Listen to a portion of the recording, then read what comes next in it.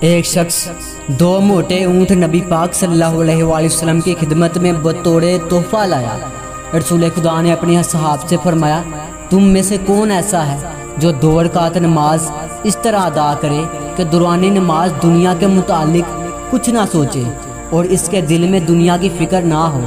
ان 2 اونٹوں میں سے ایک اونٹ اسے ہدیہ کے طور پر دوں گا۔ اسی بات کو نبی پاک صلی اللہ علیہ وآلہ وسلم نے 3 بار دہرایا، لیکن کسی نے جواب نہ دی۔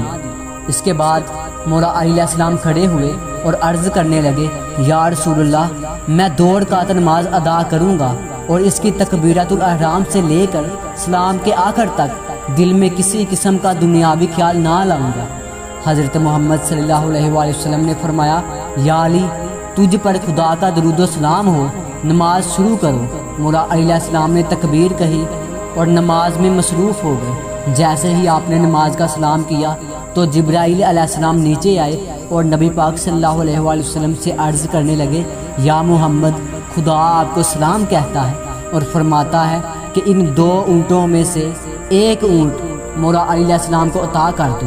رسول خدا نے فرمایا، میں نے شرط کی تھی کہ اگر 2 رکعت نماز اس طرح پڑھے کہ دنیا کا خیال نہ کرے تو تب اونٹ دوں گا، لیکن علیہ السلام جب تشہد میں تھے تو یہ فکر کر رہے تھے کہ ان 2 اونٹوں میں سے کس اونٹ کو لوں۔